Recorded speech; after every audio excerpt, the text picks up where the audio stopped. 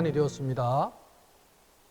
우리 주학에 맞춰서 다 같이 기도하심으로써 우리 사순절 네 번째 주일 축제 예배를 하나님께 드리겠습니다. 우리 경건한 마음으로 묵도하겠습니다.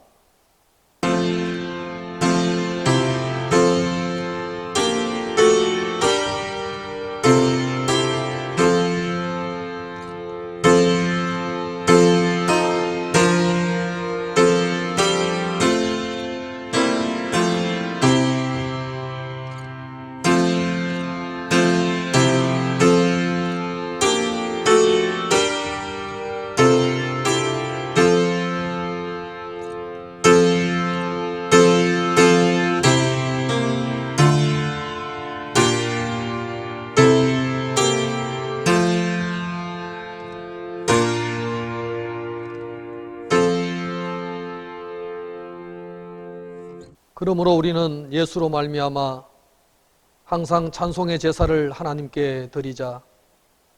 이는 그 이름을 정언하는 입술의 열매니라. 오직 선을 행함과 서로 나누어 주기를 잊지 말라. 하나님은 이 같은 제사를 기뻐하시느니라. 은혜가 풍성하신 하나님 아버지, 찬송과 경배를 드립니다. 성부 하나님께서 죄인들을 구원하시려고 독생자를 아끼지 않으시고 세상에 내어주셨사오니 그 큰 사랑을 찬미합니다. 죄악 중에 죽어가는 우리를 살리시려 성자 예수님께서 십자가를 지시고 보혈을 흘리시며 고난을 받으셨으니 그 큰 은혜에 감사를 드립니다. 이번 사순절 기간 동안 예배당에서 예배 드리지 못하고 가정에서 예배 드리게 되는 경험을 통하여 우리 주님의 교회가 얼마나 소중한지 깨닫게 해주심에 감사를 드립니다. 오늘도 각 가정에서 작은 영상을 통하여 예배 드리는 모든 성도님들과 가정에 성령께서 크게 역사해 주시고 말씀에 대한 더 큰 깨달음을 주시기를 간절히 원합니다. 이 예배를 통하여 우리의 심령의 구원의 감격이 넘쳐나게 인도하여 주시옵소서. 예수님의 이름으로 기원하옵나이다. 아멘. 이제 우리 다 같이 찬송가 95장을 하나님께 찬양하겠습니다.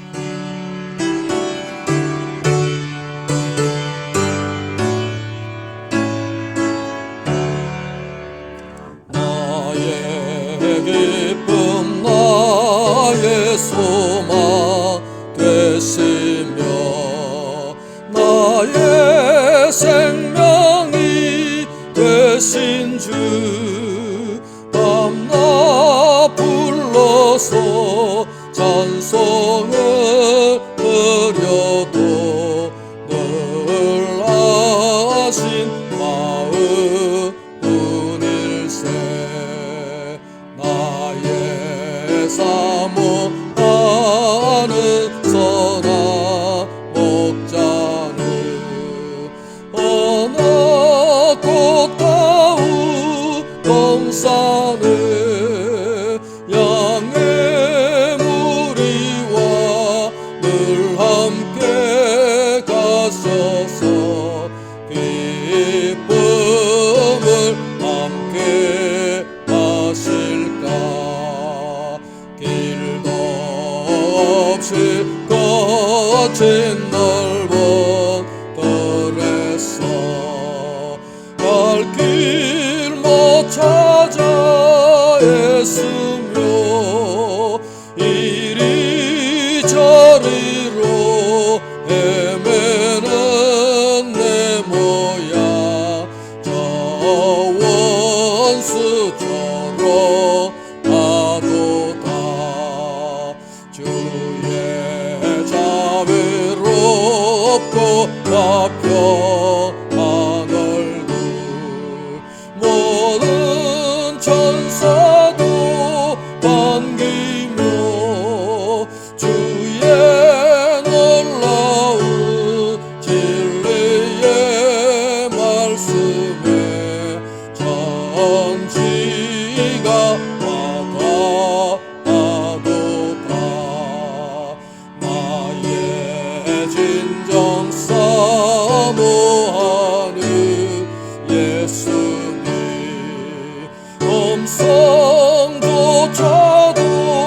반갑고 나의 낭만과 나의 참 소망은 오직 주 예수 뿐일세.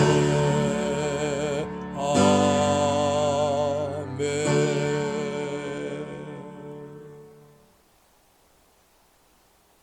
이 시간은 우리 교동문 127번 사순절 4번을 통해서 우리 다 같이 함께 교독하겠습니다. 교동문 127번입니다.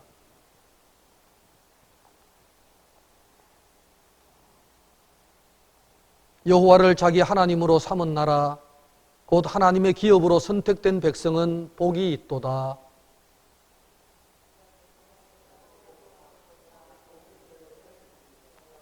곧 그가 거하시는 곳에서 세상의 모든 거민들을 굽어 살피시는도다.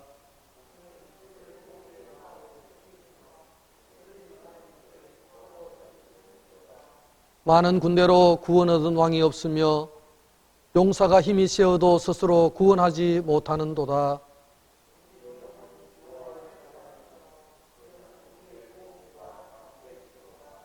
우리 마음이 그를 즐거워하며 우리가 그의 성호를 의지하였기 때문이로다.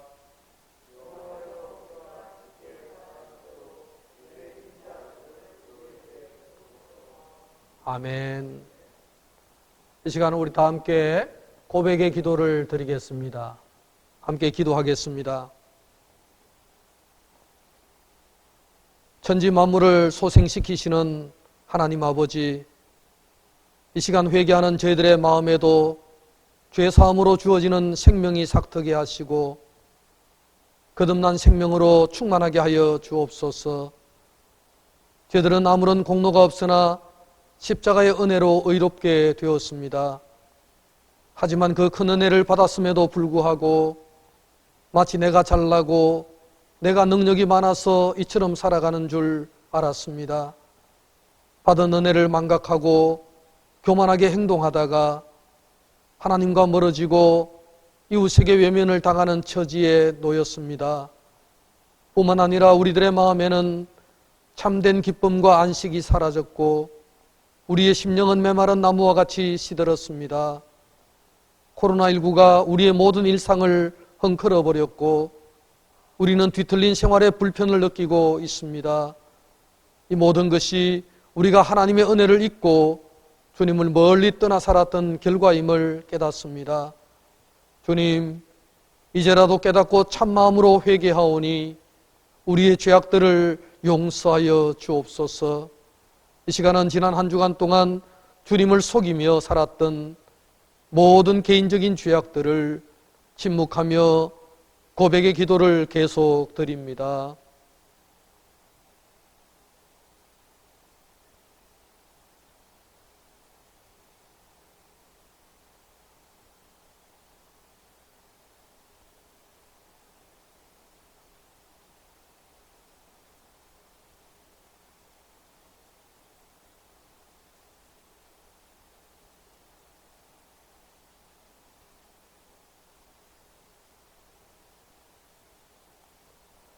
주와 같은 신이 어디 있으리까?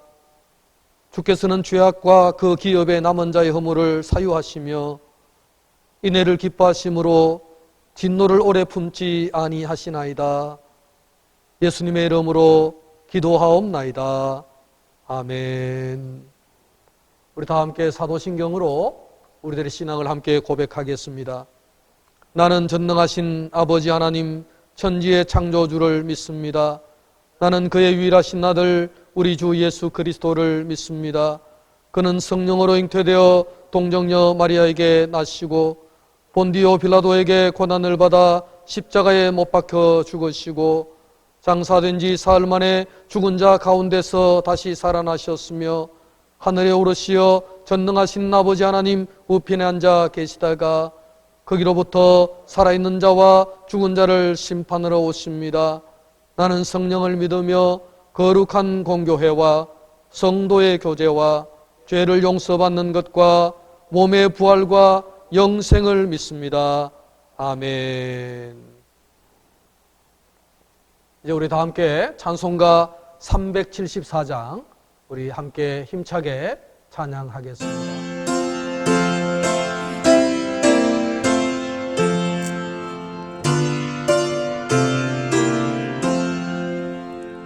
나의 믿음 약할 때에 주가 붙드네. 마귀 나를 꾀일 때에 주가 붙드네. 나를 붙드네. 나를 붙드네. 사랑하는 나의 주 나를 붙드네. 우리 구주 아니면 서지 못하네. 나의 사랑 식을 때에 주가 붙드네. 나를 붙드네. 나를 붙드네. 사랑하는 나의 주 나를 붙드네. 나를 귀히 보시고 항상 붙드네. 구원 얻은 사람을 항상 붙드네. 나를 붙드네. 나를 붙드네. 사랑하는 나의 주 나를 붙드네. 나의 영혼 약할 때에 주가 붙드네. 피를 흘려 샀으니 주가 붙드네. 나를 붙드네. 나를 붙드네. 사랑하는 나의 주 나를 붙드네.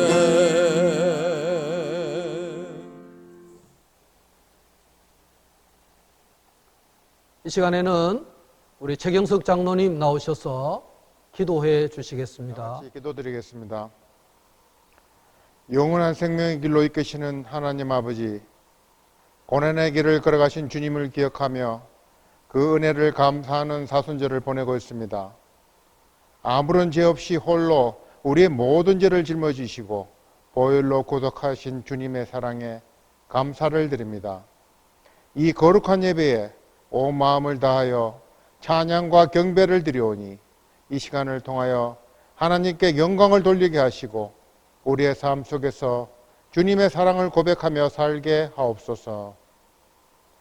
봄의 햇살이 온 땅에 가득한 것처럼 복음이 온 땅에 가득히 채워져야 할 계절에 코로나19가 전국으로 확산되는 심각한 사태를 맞아 견디기 힘든 상황에 처해 있습니다.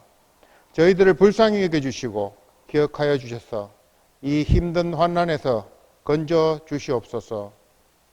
코로나19 사태로 저희가 더욱 하나님을 두려워하며 하나님 앞에 겸손히 나아갈 수 있도록 인도하여 주옵소서. 거침없는 코로나19 확산으로 교회마다 예배의 중단이 이어지고 있습니다. 코로나19의 확산이 속히 멈춰지게 하시어 온전히 예배드릴 수 있도록 인도하여 주옵소서. 특히 대구와 경북 지역의 모든 주민들을 위해 기도드립니다. 우리 국민 모두가 본열이 아니라 힘을 모아 하나님께 엎드려 회개하며 나아갈 때에 회복의 역사를 경험하게 하옵소서.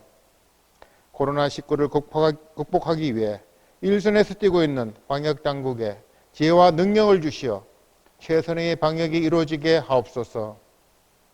이번 사태로 우리나라의 사이비 종교와 이단의 폐해가 종식되어 악한 계획이 무너지게 하시고 온 나라가 이단의 왜곡된 진리에서 벗어날 수 있도록 인도하여 주옵소서.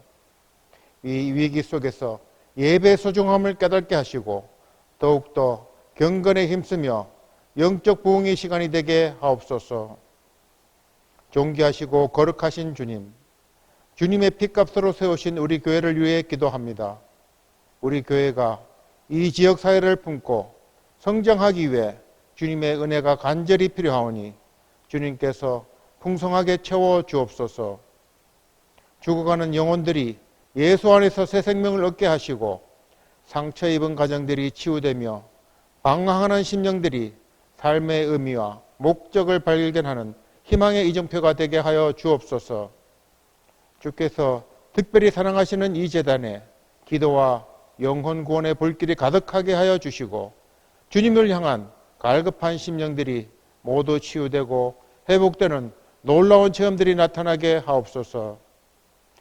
오늘도 주님의 말씀을 들고 단위에 서신 목사님을 주님의 권능으로 붙들어 주시고 힘있고 권세 있는 말씀으로 오직 하나님만을 주장하여 주셔서 그 말씀이 저희들 가슴 깊이 역사하시어 험난한 이 세상을 살아가는 동안 넘어지지 아니하는 믿음의 뿌리가 되도록 인도하여 주옵소서.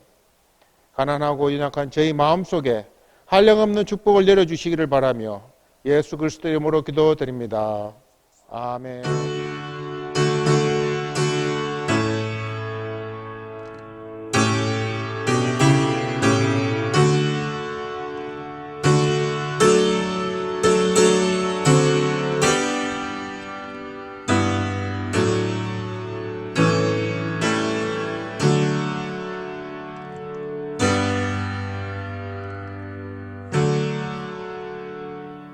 오늘 우리에게 주시는 하나님의 말씀은 요한복음 9장 1절에서 12절까지 말씀입니다. 본문을 다 찾으셔서 저와 여러분들이 한 절씩 서로 교독하겠습니다. 요한복음 9장입니다.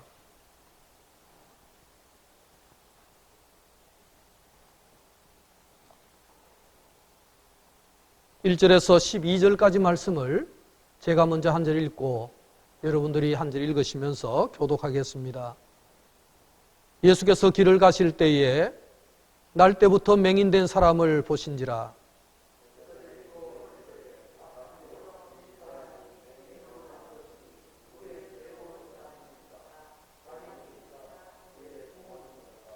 예수께서 대답하시되 이 사람이나 그 부모의 죄로 인한 것이 아니라 그에게서 하나님이 하시는 일을 나타내고자 하심이라.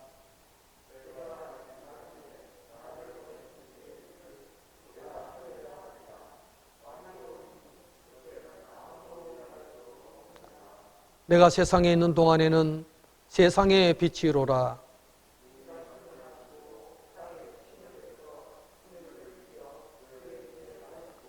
이르시되 실로암 못에 가서 씻으라 하시니 실로암은 번역하면 보냄을 받았다는 뜻이라. 이에 가서 씻고 밝은 눈으로 왔더라.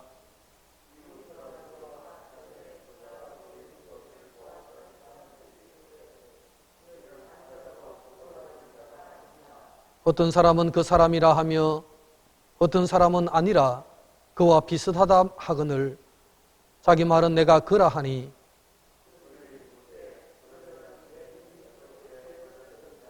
대답하되 예수라 하는 그 사람이 진흙을 이겨 내 눈에 바르고 나더러 실로암에 가서 씻으라 하기에 가서 씻었더니 보게 되었노라. 그들이 이르되 그가 어디 있느냐 이르되 알지 못하노라 하니라. 아멘. 할렐루야. 아멘 하십시오. 할렐루야. 예. 오늘도 가정에서 예배를 드리지만 말씀을 진지한 태도로 경청하시면 좋겠습니다.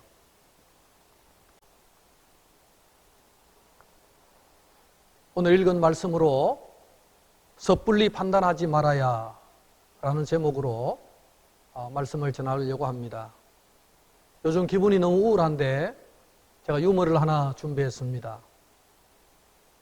공들이 모여서 서로 자기 신세를 한탄하는 내용의 유머입니다. 이 유머 가운데 좀 우리 기독교적이지 않은 내용이 나오더라도 이해하시고 유머니까요. 잘 들어주시면 좋겠습니다. 제일 먼저 배구공이 이런 하소연을 했습니다. 나는 전생에 무슨 죄가 많았는지 매일 손바닥으로 사다구를 맞는다. 참 내 신세가 뭔지 모르겠다. 그런 하소연을 했습니다. 배구공의 하소연을 듣고 있던 축구공이 배구공을 위로하면서 그래도 너는 다행이다. 너는 손바닥으로 사다구만 맞으면 되니까 괜찮지 않느냐. 나는 매일 발로 차이고 머리로 들이받치고 정말 나는 정신없어 못 살겠다. 축구공도 하소연을 했습니다. 그 소리를 듣고 있는 탁구공이 말을 합니다.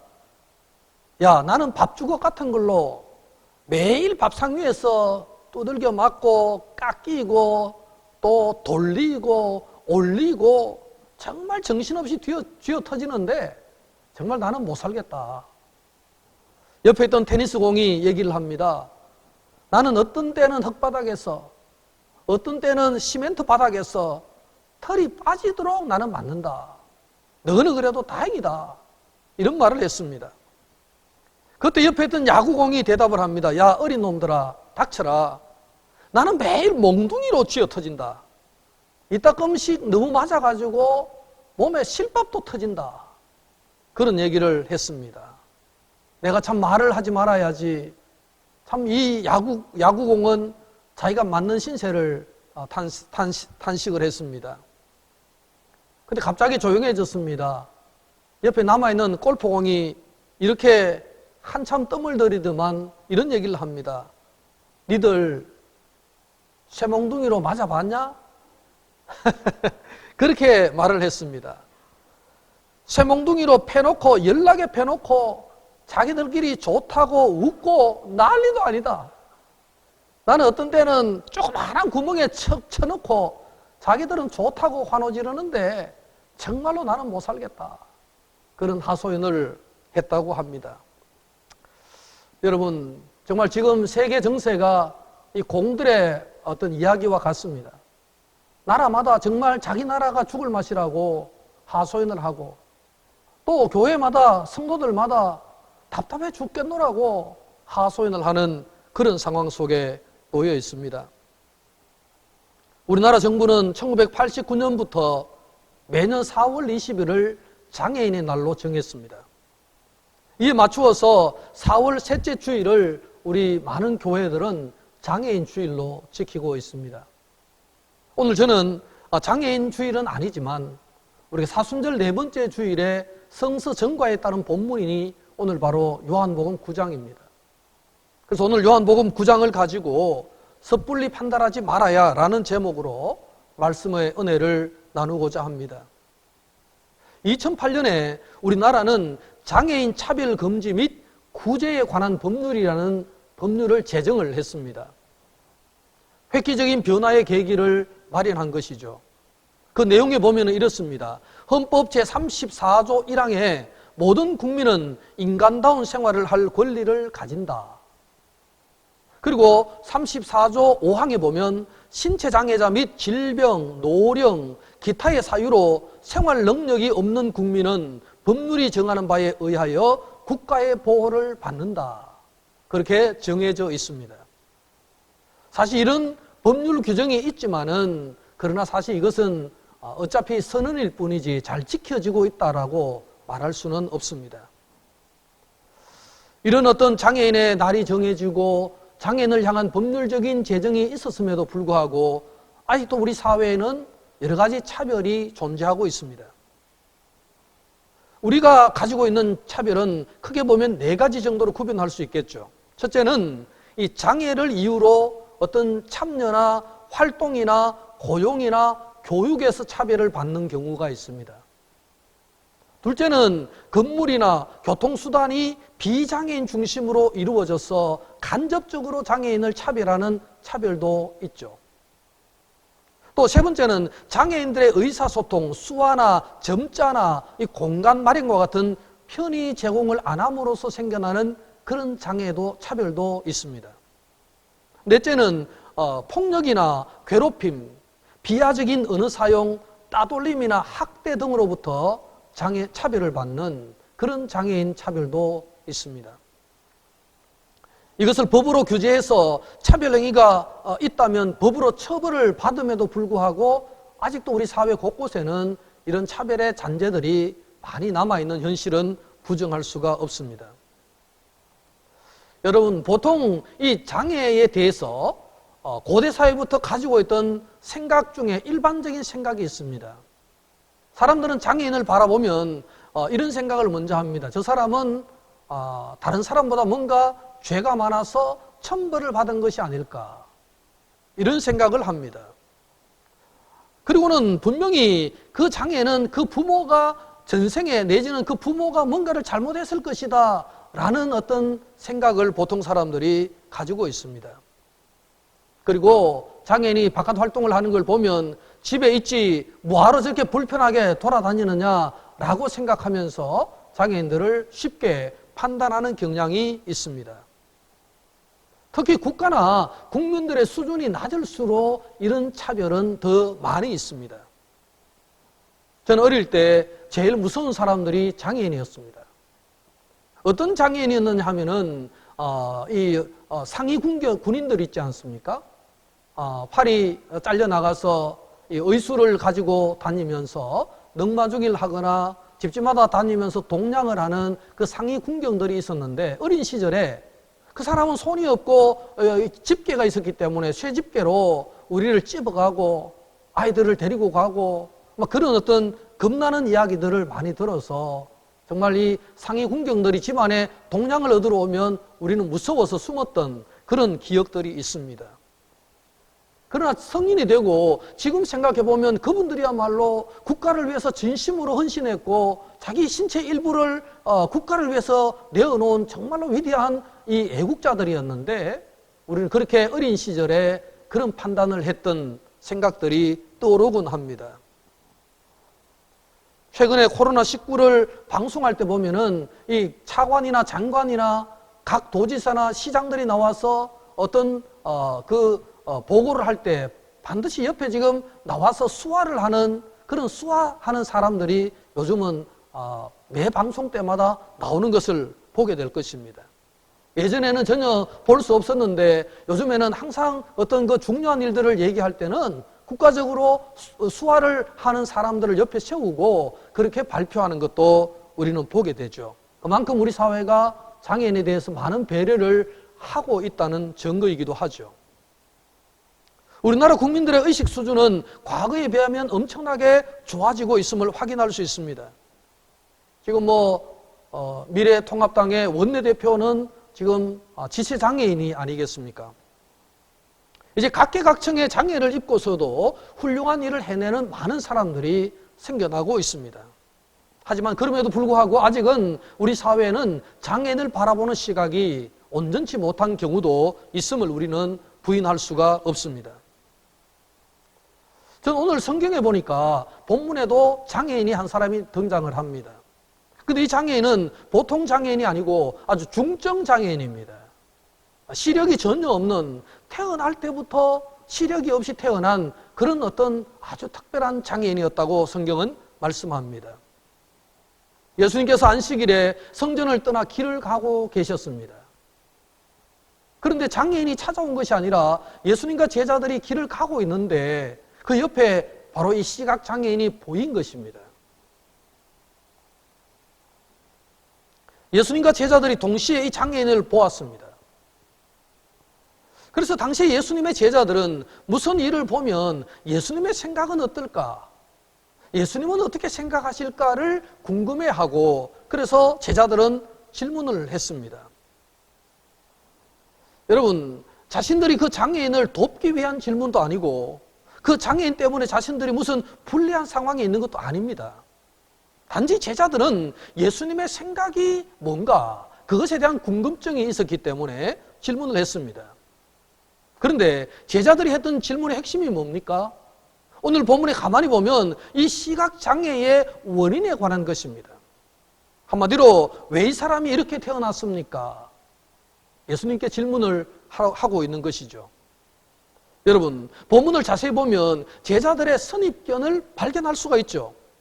그들은 이미 선입견을 갖고 있는데 오늘 이 시각장애인이 어떻게 이 장애를 입게 되었는가? 즉 장애는 곧 죄의 결과다. 장애와 죄를 이 등치시켜내는 그런 선입견을 가지고 있습니다. 2절의 질문을 한번 보시면 이렇게 말씀하죠. 제자들이 물어 이르되 라삐여, 이 사람이 맹인으로 난 것이 누구의 죄로 인함이니까? 자기니까? 그의 부모니까? 이렇게 질문을 하고 있습니다. 여러분, 제자들의 이 질문을 자세히 한번 뜯어보십시오. 장애는 곧 뭐라는 겁니까? 죄다, 죄의 결과다. 이런 등식을 제자들은 지금 가지고 있습니다. 이것을 반대로 말하면 어떤 얘기가 됩니까? 결국 장애를 입지 않은 자신들, 장애를 입지 않은 이 비장애인들은 뭐라는 거죠? 죄가 덜한 사람이거나 죄가 없는 사람이라는 생각을 이 제자들은 지금 깔고 이야기를 하고 있습니다. 제자들의 생각에는 예수님도 당연히 장애는 곧 죄의 결과라고 판단하고 있을 것이라는 아예 전제를 깔고 이야기를 하고 있습니다. 물론 당시에 유대 사회에서는 이것이 당연하게 받아들여졌던 그런 문제일 것입니다. 여러분, 오늘 제자들은 이 맹인이 된 것은 자기 죄냐 부모의 죄냐라는 질문이죠. 즉 장애는 죄의 결과라는 분명한 이 프레임을 가지고 지금 질문을 하고 있습니다.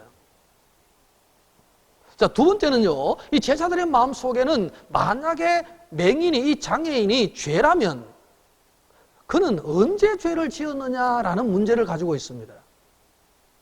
오늘 이 시각장애인 맹인이 언제 죄를 지었을까요? 날 때부터 시각장애인이었는데 언제 죄를 지었을까요? 아마 이 제자들은 그런 생각을 했을 겁니다. 아마 이 태중에서 죄를 지었을 것이다. 아니면은 영적으로 언젠가 죄를 지었을 것이다. 이런 생각을 가지고 있었다는 겁니다. 이것도 하나의 전제로 제자들은 깔고 이야기를 했습니다. 또 하나 제자들의 마음속에는 이 맹인이 어쩌면 자신보다는 아마 그 부모님이 큰 죄를 지었을 것이다. 그래서 그 부모님의 죄 때문에 이 맹인이 이렇게 태어났을 것이다 라고 전제를 가지고 질문을 하고 있습니다. 여러분, 이 질문, 이 제자들의 전제를 예수님은 어떻게 받아들이십니까? 오늘 성경을 가만히 보면 예수님은 제자들의 생각과는 전혀 다른 생각을 가지고 계십니다. 오늘 3절을 보시면 예수님은 제자들이 전혀 예상하지 못했던 대답을 하고 계십니다. 제자들의 질문을 받은 예수님은 그것을 하나님의 일과 연관을 시키고 있기 때문이죠. 예수님이 대답을 하십니다. 3절에서 이 사람이나 그 부모의 죄로 인한 것이 아니라 그에게서 하나님이 하시는 일을 나타내고자 하심이라 라고 예수님이 대답을 하십니다. 그 죄 때문이 아니라는 겁니다. 제자들이 전제로 깔고 질문했던 죄 때문에 장애인이 됐지 않았습니까? 라는 그 전제를 예수님은 완전히 뒤엎고 뭐라고 말씀하십니까? 이것은 하나님의 일과 하나님의 영광을 위하여 이 장애인은 그렇게 되었다. 그렇게 예수님은 설명을 하십니다. 여러분, 이것은 제자들이 전혀 기대하지 못했던 대답 아닙니까? 제자들의 관심은 어디에 있었습니까? 이 장애에 대한 원인에 궁금증이 있었습니다. 그래서 원인에 대해서 질문을 했죠. 하지만 예수님의 대답은 원인에 대한 문제가 전혀 사라져버리고 예수님은 목적에 대한 대답만 하고 계십니다. 자, 인간이 경험하는 장애는 죄로 인한 결과가 아니고 그 누구의 책임을 묻기 위한 현상도 아니다라고 예수님은 대답을 하신 것이죠. 오히려 예수님은 이 장애 속에는 하나님의 신비하고 오묘한 섭리가 있다. 이것을 말씀을 하고 있습니다. 여러분, 오늘 주님의 대답에는 많은 비밀이 숨어 있습니다. 원인이 궁금한 제자들에게 주님은 원인의 문제가 아닌 목적을 설명해 주시면서 제자들의 생각을 완전히 전복시키고 있다는 사실입니다. 우리는 지금 팬데믹이 되어버린 코로나19 때문에 매우 힘든 시기를 보내고 있습니다. 여러분, 언제 끝날지, 언제 끝날지 모르는 암울한 현실을 맞이해서 많은 사람들이 고통스러워하고 있습니다. 아마 여러분들도 고통스러울 겁니다. 제가 그저께 뉴스를 보니까 독일의 그 메르켈 총리는 이런 얘기를 하더라고요. 지금 코로나19 사태는 2차 세계대전 이후 가장 큰 위협을 주는 상황이다. 이런 말을 하더라고요. 여러분, 상황이 지금 2차 세계대전 얼마나 많은 사람이 죽었습니까? 그 2차 세계대전이 끝난 이후에 인류에게 닥친 최고의 지금 어떤 상황이 심각한 상황이다. 메르켈 총리는 그런 안목을 가지고 있습니다. 작년 12월에 중국 우한에서 처음 코로나19가 발병되었을 때 우리도 관심이 온통 어디에 집중됐습니까? 원인에 집중되었습니다. 모든 언론도 원인에 집중을 했습니다. 자, 이것은 중국 사람들의 나쁜 식습관에 대해서 비판을 하기 시작했고, 중국 바이러스 실험실에서 실험한 동물을, 바이러스에 감염된 동물을 이 우한 시장에 내다 팔았기 때문에 이것이 감염이 시작되었다. 뭐 여러 가지 설들이 나오기 시작했습니다. 또 우리 믿는 교계에서는 어땠습니까? 이것은 중국이 교회를 핍박했기 때문에 일어난 사건이다. 이번 일은 중국 선교사를 다 쫓아냈기 때문에 하나님이 주신 징벌이다. 이번 일은 중국이 교회를 허물고 교회를 뜯어냈기 때문에 주어진 결과다. 중국 공산당이 무너지기 위한 과정이다. 뭐 온갖 원인에 대해서 우리는 설명을 해냈습니다. 여러분, 이러한 관심의 저변에는 코로나19의 원인이 무엇인가 하는 질문이 깔려 있습니다. 제 판단으로는 아마 앞으로도 이러한 원인 규명에 대해서는 많은 언론의 문제 제기가 있을 것이고 사람들의 궁금증은 계속해서 나올 겁니다. 하지만 인류에게 치명적으로 다가온 이 사태의 원인 분석도 중요하지만 오늘 우리는 주님의 관점을 가지고 바라봐야 합니다. 주님께서는 한 사람이 맹인으로 태어나는 것도 하나님의 영광을 위하여 태어났다라는 새롭고 깊은 판단을 우리에게 남겨주셨습니다. 여러분, 우리가 장애를 당하든지 아니면 코로나19와 같은 전 세계적인 어려움을 당하든지 우리 인간이 당하는 많은 어려움들이 있습니다. 자, 질병으로 인하여 죽음을 당하는 사람도 있고 사업이 망하는 사람도 있고 많은 어려움을 당하는 일들은 수시로 때때로 우리에게 있습니다. 이러한 현실은 우리를 굉장히 우울하게 만들고 불행하게 만들고 있습니다.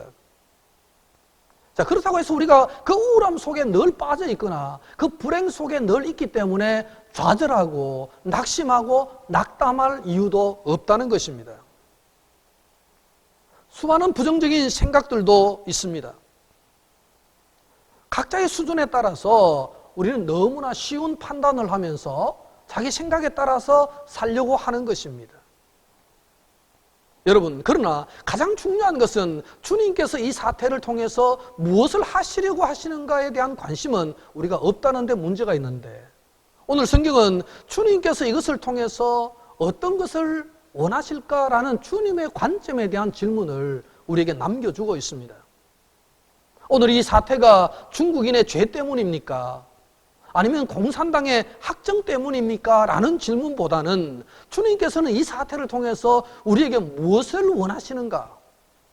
또 결국 이 일을 통해서 하나님께서 어떤 영광을 받으시기를 원하시는가 하는 이 질문에 이 어떤 질문으로 우리의 관심이 옮겨져야만 우리는 건강한 신앙을 가질 수가 있다는 것입니다. 여러분, 이 질문은 더 나아가서 하나님이 어떤 분이신가를 생각해야 한다고 말씀합니다. 하나님이 누구신가? 오늘 성경 본문에는 이 맹인의 사건을 통해서 주님이 누구신가를 분명하게 드러내고 있습니다. 오늘 12절까지밖에 읽지 않았지만 계속해서 9장 마지막 절까지 읽어보면은 주님은 누구신가? 주님은 우리에게 어떤 분이신가를 분명하게 말씀해주고 있습니다. 여러분, 그 결과는 너무나 잘 아시지 않습니까? 오늘 이 맹인이 이제 눈을 뜨게 된 치유 사건이 일어나는데 결과는 무엇입니까? 주님은 누구십니까? 주님은 세상의 빛이시다 라는 명백한 주님이 누구신가에 대한 말씀을 남겨주고 있습니다.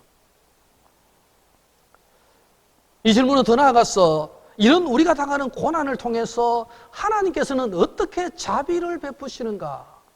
이런 질문도 우리에게 하고 있습니다. 오늘 이 맹인은 주님의 눈에 발견되어짐으로 말미암아 이제 고침을 받게 됩니다. 예수님께서는 침을 뱉으시고 그 침을 손으로 문질러서 이 맹인의 눈에 발라주고 말씀하셨죠. 실로암 못으로 가서 씻으라. 자, 그런데 이 맹인이 그냥 주님의 말씀에 아무런 토를 달지 아니하고 그대로 가서 씻었는데 눈을 보게 되었다라고 말씀합니다. 자, 이것을 통해서 주님은 어떤 분이십니까? 세상에 빛으로 오신 예수님은 누구십니까? 그분은 바로 우리에게 자비를 베푸시는 분이십니다. 여러분은 주님께서 우리의 죄를 용납하시고 정말 하늘보다 큰 우리의 원죄를 사해 주시는 그 자비하심이 주님이 베푸신 사랑이라는 사실을 알고 계십니까? 오늘 우리는 이 사건을 통해서 하나님의 자비가 얼마나 높고 큰지에 대한 깨달음이 있어야 할 줄로 믿습니다. 믿으시면 아멘 하시기 바랍니다. 여러분, 주님의 섭리와 주님의 이 자비는 이 맹인의 신앙과 삶에 엄청난 변화를 가지고 왔습니다. 저는 이번 코로나19를 통해서도 주님의 어떤 우리의 생각과 삶에 엄청나고 새로운 변화를 주실 것이다. 전 세계를 향한 하나님의 음성을 우리에게 주시고 있다는 사실을 저는 듣고 있습니다. 여러분, 우리 많은 그리스도인들도 그동안에 우리가 얼마나 편하게 자유롭게 신앙생활을 해왔습니까? 이것이 과연 무엇이었습니까? 우리가 잘났어, 우리가 능력이 있어서, 우리가 똑똑해서 그렇습니까? 하나님 주신 위대한 선물이라고 생각하고 있습니다. 여러분, 이제는 우리의 어떤 이 코로나의 삶을 통해서, 코로나의 사태를 통해서 우리의 신앙적 삶이 변화되어야 한다는 것을 주님은 말씀하고 있습니다. 우리의 일상이 여러분 얼마나 소중하다는 것을 언제 우리가 한번 깨달아 보았습니까? 제가 그저께 어떤 유튜브를 보는데 북한 전문가가 그런 얘기를 하더라고요.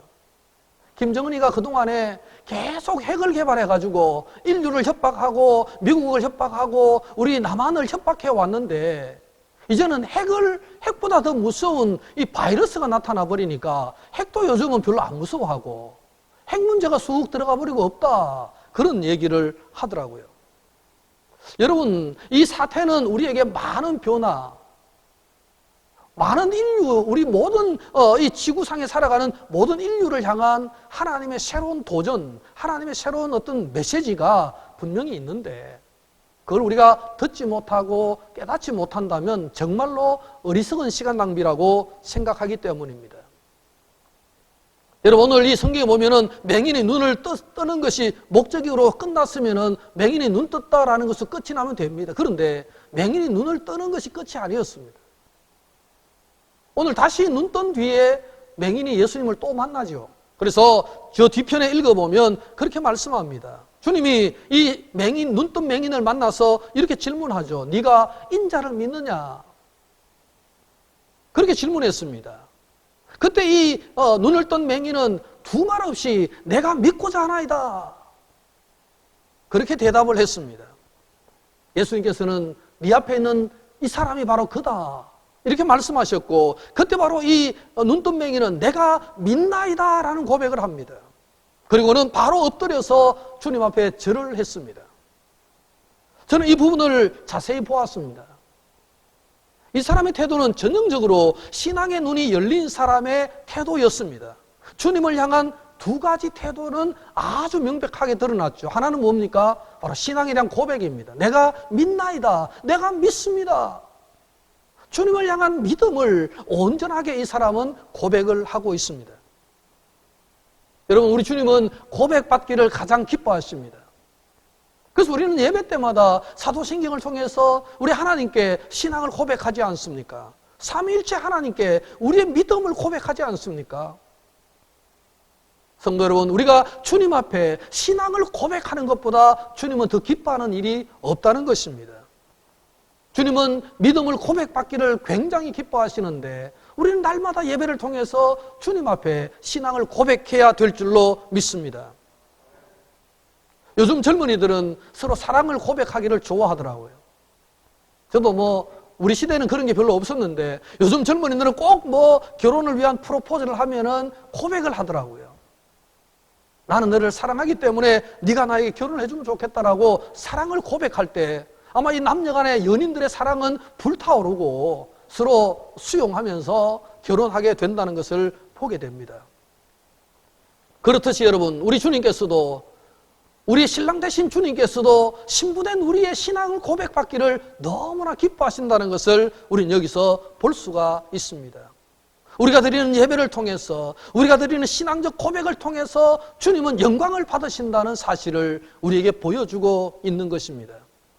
그러므로 우리는 주님 앞에서 늘 사랑을 고백하고 믿음을 고백해야 합니다.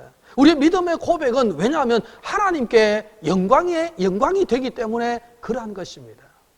이번 한 주간도 여러분 틈나는 대로, 시간 나는 대로 여러분 기도하심으로 우리의 신앙을 하나님께 고백하는 그런 시간이 되기를 축원합니다. 오늘 지금 예배하는 우리 모든 성도들도 예배를 통해서 우리의 신앙을 고백하고 있는 것입니다.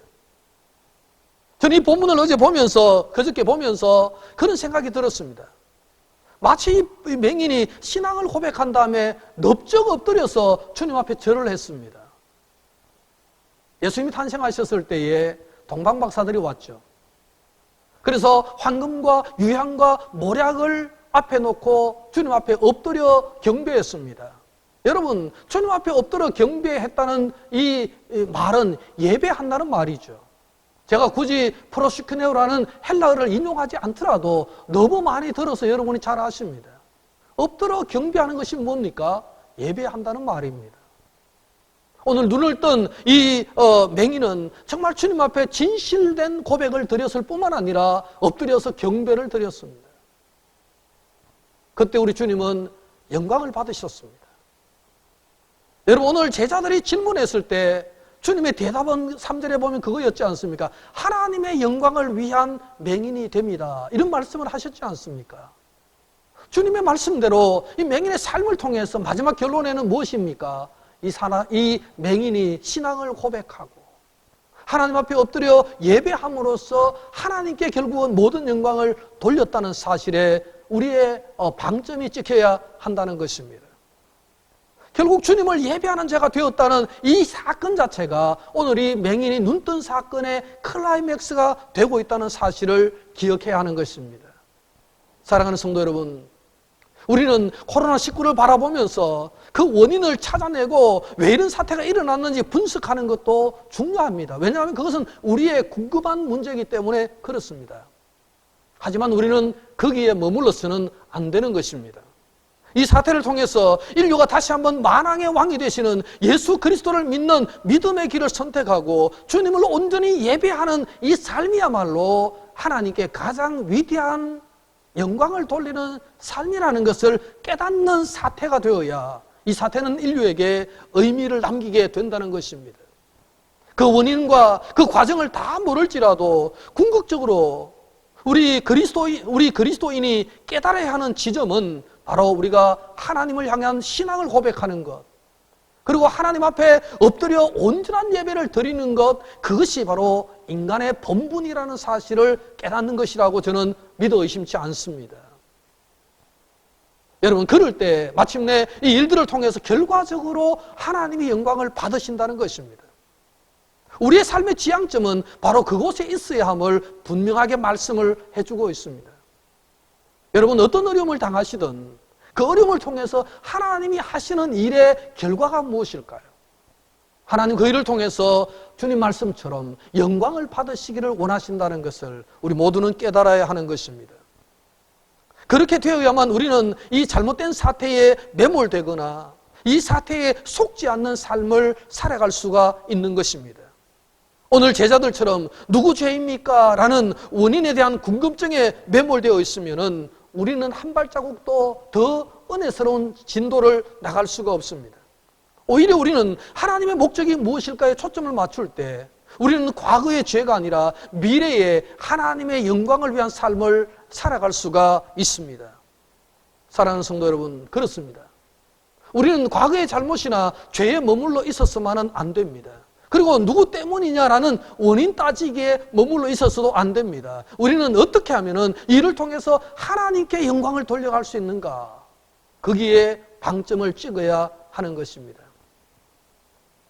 제게는 제 스마트폰에는 그 카톡이 있는데요. 그 카톡에는 여러 가지 단톡이 있습니다.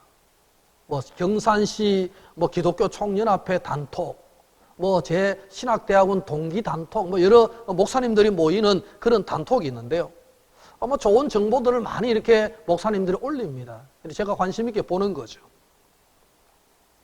지난주인가요? 제게 어떤 목사님이 이런 글을 보냈더라고요. 송기론 목사님, 가정사에 가는 송기론 목사님의 글을 하나 보냈는데 제가 참 의미 있게 읽었습니다. 그래서 오늘 설교의 결론으로 우리 송 목사님의 이야기를, 그 글을 잠깐 인용해 보려고 합니다. 제목은 나는 배웠다. 이런 제목입니다. 제가 많은 부분을 다 생략하고 한 2토막 정도만 제가 읽어 드리겠습니다. 나는 배웠다. 마스크를 써본 뒤에야 지난날의 내 언어가 소란스러웠음을 알고 침묵을 배웠다. 너무나 쉽게 말했다. 너무 쉽게 비판하고 너무도 쉽게 조언했다. 생각은 짧았고 행동은 경박했다. 나는 배웠다. 살아있는 침묵을 스스로 가지지 못한 사람은 몰락을 통해서만 죽음으로 침묵하게 된다는 사실을. 나는 배웠다. 죽음이 영원히 3인칭일 수만은 없다는 것을. 언젠가 내게도 닥칠 수 있는, 그래서 언제나 준비되어 있어야만 하는 것이 죽음인 것을 배웠다. 인간이 쌓은 천만의 도성도 바벨탑이 무너지는 한순간에 무너질 수 있다. 만물의 영장이라는 인간이 미생물의 침투에 너무도 쉽게 쓰러질 수 있는 존재인 것을 나는 배웠다.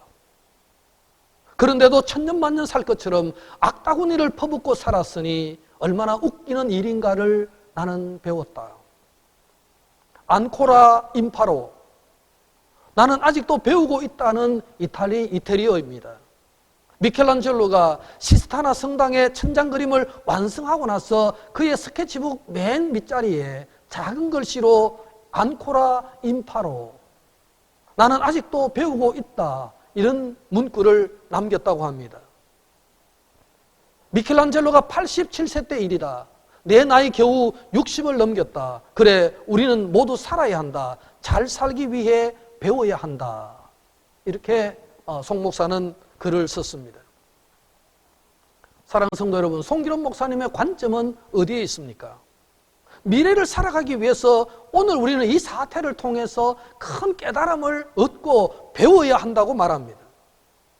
여러분은 무엇을 배우고 있습니까? 여러분 무엇을 느끼고 있습니까? 너무나 섣부른 판단으로, 잘못된 판단을 하지 말고 우리는 주님의 관점으로, 주님의 시각으로 이 사태를 통해서 하나님을 배워야 하는 것입니다. 너무 섣부르게 판단해서 과거에 집착하거나 원인에 집착하기보다는 미래를 향해 판단하고 하나님의 뜻을 분별해낼 수 있는 그런 판단, 분별 있는 하나님의 뜻을 우리는 배워야 한다고 말씀합니다. 이것이 바로 주님이 원하시는 판단이기 때문입니다. 코로나19 사태로 인하여 이제 많이 지쳐갑니다. 하지만 우리의 몸은 집 안에 있을지라도 우리의 영혼에는 주님의 빛이 더 강렬하게 비추어지는 은혜의 시간들이 될 수도 있습니다. 그동안 우리가 일상생활을 하면서 하는 수많은 판단들이 얼마나 섣불렀는가, 나는 얼마나 남을 쉽게 판단했는가, 우리는 이 문제를 얼마나 과거 중심적으로 판단했는가, 그런 우리는 잘못된 판단을 보류해야 하는 것입니다.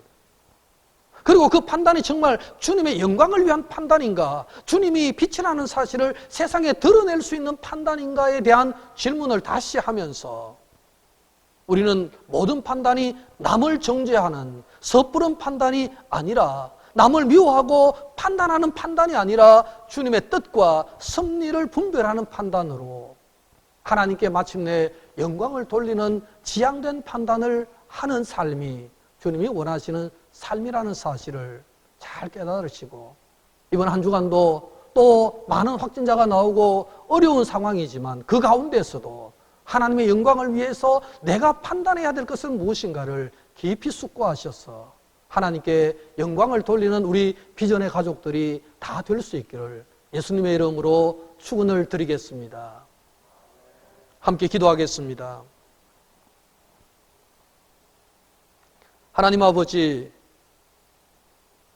어리석고 연약한 저희들에게 하나님이 누구신지, 하나님 무엇을 원하시는지, 오늘 이 맹인과 또 예수님과 제자 일행이 만남을 통해서 일어난 사건을 통해서 우리에게 말씀해 주시니 감사를 드립니다.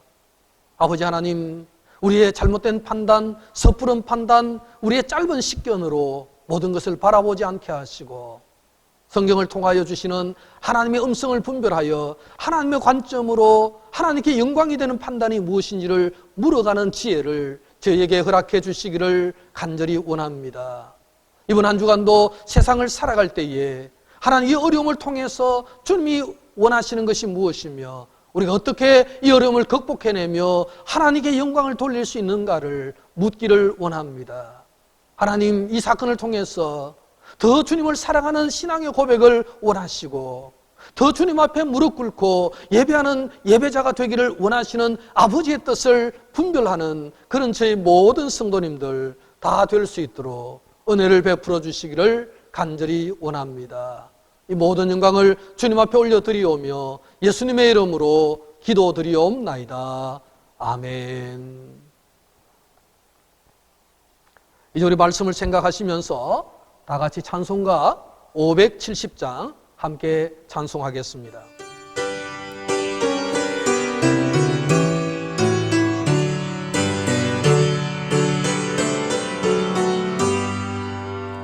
주는 나를 기르시는 목자요 나는 주님의 귀한 어린 양 푸른 풀밭 맑은 시냇 물가로 나를 늘 인도하여 주신다. 주는 나의 좋은 목자 나는 그의 어린 양 저를 따라 꼴을 먹여주시니 내게 부족함 전혀 없으라. 예쁜 새들 노래하는 아침과 늘 비키는 고운 황혼에 사랑하는 나의 목자 음성이 나를 언제나 불러주신다. 주는 나의 좋은 목자 나는 그의 어린 양 저를 따라 꼴을 먹여주시니 내게 부족함 전혀 없어라. 못된 짐승 나를 해치 못하고 거친 비바람 삼지 못하리. 나의 주님 강한 손을 펼치사 나를 주야로 지켜주신다. 주는 나의 좋은 목자 나는 그의 어린 양 저를 따라 꼴을 먹여주시니 내게 부족함 전혀 없어라.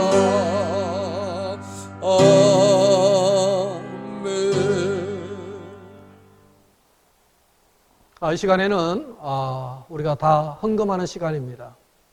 매주 우리가 준비한 헌금을 드린 것처럼 오늘도 여러분 이 예배상 앞에 여러분 헌금을 정성껏 올리시기를 바랍니다. 제가 헌금 하신 분들의 명단을 유튜브에 올리니까 아무래도 뭐 많은 사람이 보는 것 같아서 제가 카톡에 단톡에 오늘부터 올리겠습니다. 확인해 주시고요. 헌금을 보내는데 명단에 빠지거나 누락된 분들은 전화해 주시면 감사하겠습니다. 제가 이 시간 헌금을 위해서 함께 기도하겠습니다. 기도하시겠습니다. 사랑의 하나님 아버지, 참 어려운 가운데 사순절 네 번째 주일을 맞이했습니다. 오늘 한 장애인을 통해서 하나님께서 우리에게 말씀하신 내용을 우리가 다시 한번 듣습니다. 우리는 과연 무엇을 위해 살고 있는가를 돌아보는 시간이 되기를 원합니다. 하나님, 오늘도 가정에서 예배를 드리지만은 우리가 믿음과 정성을 다해서 신앙을 고백하는 마음으로 귀한 예물을 주님 앞에 올렸습니다. 하나님, 11조를 드립니다. 아버지 하나님, 감사헌금을 드립니다.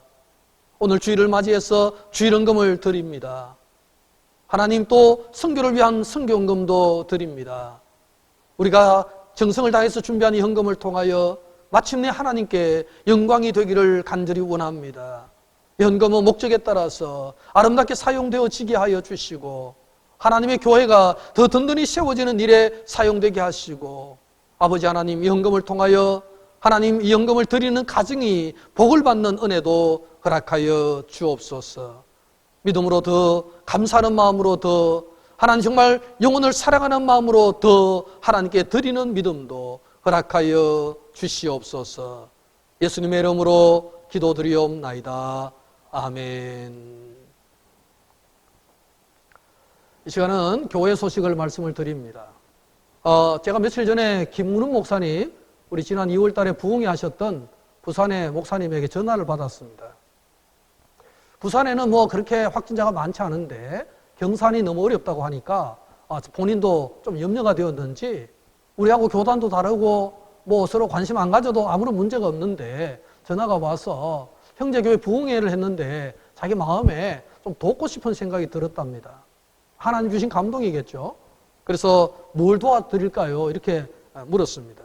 그래서 저는 뭐니 해도 머니가 좋지 않느냐고, 뭘 도와주시겠냐, 마스크를 살 수도 없고, 그러니까 돈을 주시면 우리가 소독 기계를 사서 우리가 4개 형제 교회들이 이렇게 방역하고 하는데 이 기계값이 좀 나가니까 그렇게 했으면 좋겠다 하니까 흔쾌히 자기가 뭐 송금을 해주겠다고 말씀을 하셨는데 아직 돈이 오지 않았습니다.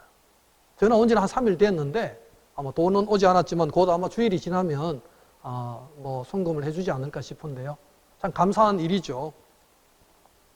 지금 직장 나가는 우리 성도님들도 많으신데 아마 직장에는 확진자가 있어도 우리 성도님들 중에는 아무도 아직 확진자가 없어서 참 어려운 가운데 그나마 또 위로와 감사를 얻게 된다는 생각을 하게 됩니다. 아무쪼록 지금 젊은 사람들도 감염되고 급성폐렴으로 위험하니까 우리 모두가 조심은 해야 된다는 사실을 기억해 주시면 좋겠습니다. 특별한 광고는 없으니 여러분 가정에서 항상 몸 관리 잘 하시고 건강 관리 잘 하셔서 다시 얼굴로 만날 때는 기쁘게 만나서 우리가 예배하는 시간이 되었으면 좋겠습니다. 이제 다 함께 우리 파송의 찬양 54장 1절만 우리 찬양하겠습니다.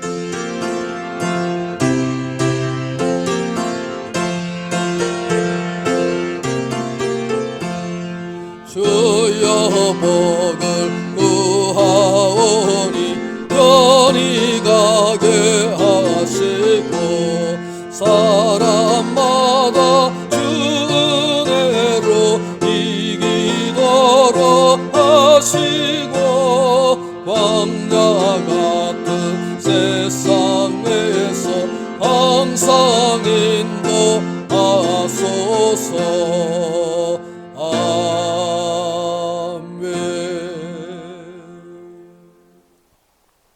이 시간은 제가 축도하겠습니다. 기도하겠습니다. 이제는 우리를 구원하신 예수 그리스도의 크신 은혜와 성부 하나님의 끝없는 사랑하심과 성령 하나님의 감동과 교훈하심이 오늘도 사순절 네 번째 주일을 맞이하여 가정에서 예배하는 모든 성도님들의 삶과 생업과 가정 위에, 우리 사랑하는 교회 위에, 흩어져 있는 모든 교회들 가운데 이제로부터 영원토록 함께 없시기를 간절히 축원하옵나이다. 아멘.